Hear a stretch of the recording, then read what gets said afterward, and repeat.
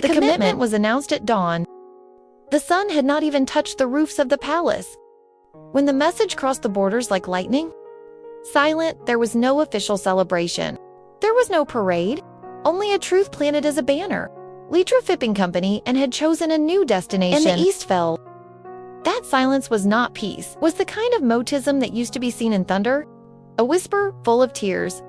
The calm used by the kings to sharpen their tongues before cutting off heads to their failures, did not send a letter, did not issue a decree, only did what he knew best, moved chips in the dark. That morning, 3 ambassadors were withdrawn from the West. A trade agreement was frozen. And a proposal for medical collaboration that took us years to build was canceled.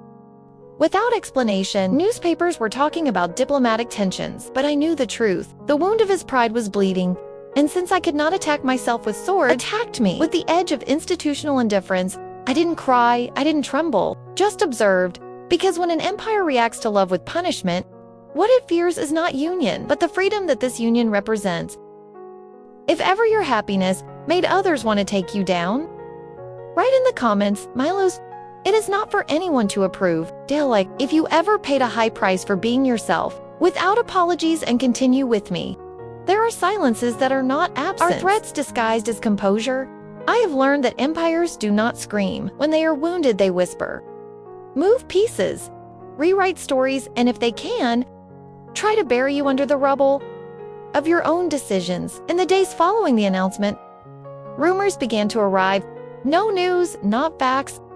Rumors that the Emperor of the West had manipulated my judgment, that I was blinded by desire, that my new engagement was an unstable, impulsive act, an emotional reaction, so they called it, as if loving clearly was synonymous with weakness, as if a strong woman could not also be vulnerable and remain powerful.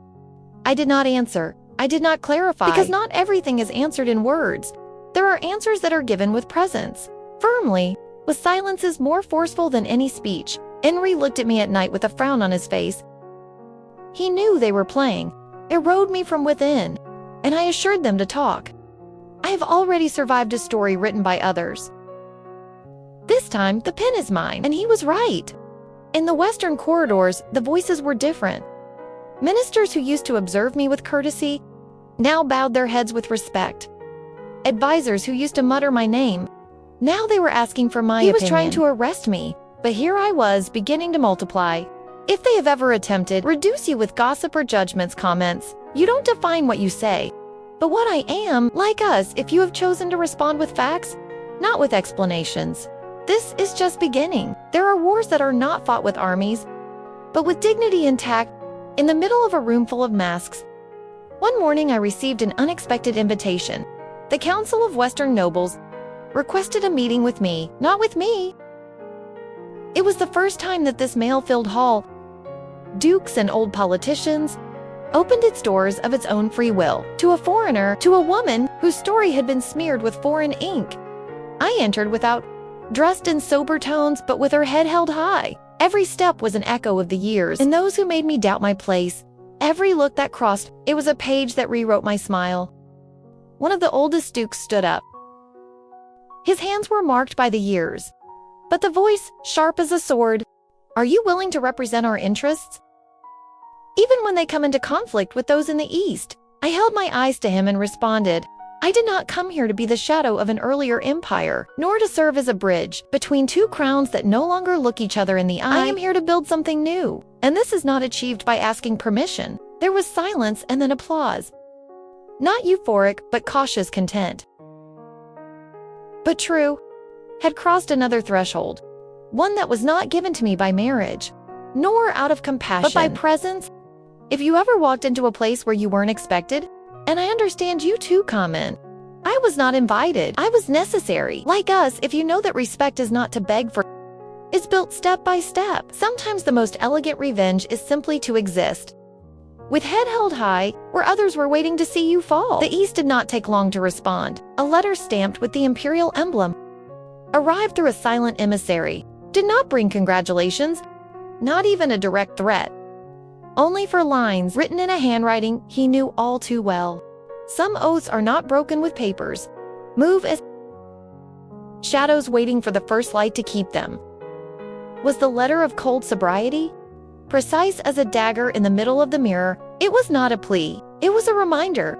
A warning disguised as poetry. I burned it not out of rancor, but because I understood that sometimes to read a threat is to allow it to poison the soul, and mine no longer had room for old ruins.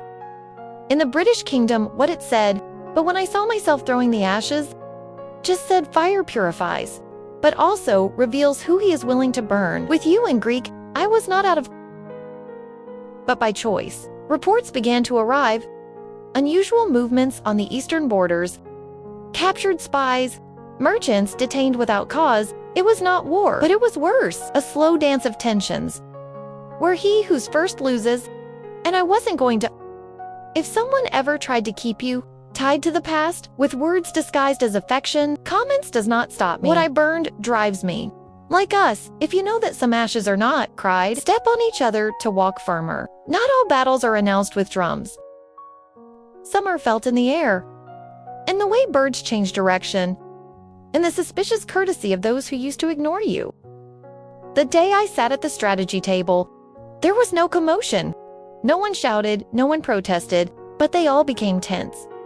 Until that time, Western defense planning had been exclusive to the men who wore uniforms, gold embroidery, and maps on the skin. But now, there I was, not as a wifey, not as a decorative figure, as a leader displayed flat scrolls, lines that drew the tensions as scars on the earth, while discussing trade routes, blocked and possible alternative routes.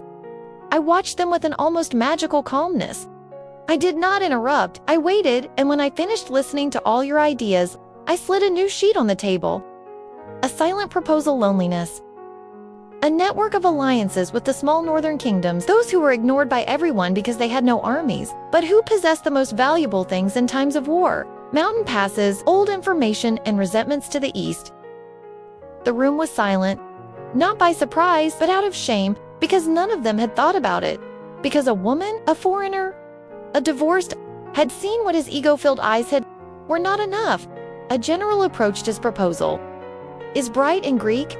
He did not need to say more, because the respect that is said, which is the most sincere. If you have ever been ignored until your idea saved the day, comment, do not underestimate me. I am observing. Like us, if you know that power does not always scream, sometimes he goes on tiptoe and changes everything. I did not come to occupy a seat at the table. I came to paint the whole table. That night, as she walked alone through the palace gardens, I felt something I did not expect. It wasn't fear, it wasn't pride. It was serenity. I had spent so much time defending myself, rebuilding myself. Then I had almost forgotten how it felt to be calm. But the calm was short-lived. A new letter was waiting on my desk. This time, it did not bear the imperial seal, but that of an old friend, a duchess of the East. His message was brief, as if every word cost you a piece of loyalty. Be careful, it's not just about you. You have challenged a system that survives, based on convenient silences, and the silences, when you break them, scream. The warning did not paralyze me, turned me on because it was no longer about that obvious, not even Dane Ray. It was about what my decision. They had represented 4 women who still lived, locked in protocols, for the nobles who whispered your opinions in the corridors, and for girls who someday would see in me more than just a scandal. It was about being a crack in the snow. I took a deep breath, and when I looked at the moon, I understood something with my skin. There was no turning back, and that was freedom. If you ever broke a cycle, only with the weight of your truth, comments, my voice was not comfortable, but it was necessary. Like us, if you know that sometimes the greatest act of courage is not to apologize for existing with strength, what challenges the system is not always a. Sometimes it's just a woman who doesn't kneel. I was called in front, haughty to direct. Said that a woman who speaks clearly is a threat? Then an empress who does not lower her head in the face of rumors does not inspire respect. But fear, and I understood that they were right, because I was not born to please. I was not crowned to smile amidst betrayals. I was shaped by every disappointment that did not destroy me. And for every door they slammed in my face, until I learned how to build my own entrances.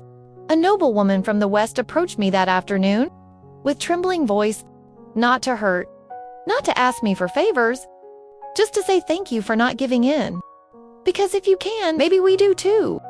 That phrase burned me inside, because in it I did not only see a story, I saw many of mine. Those who came before?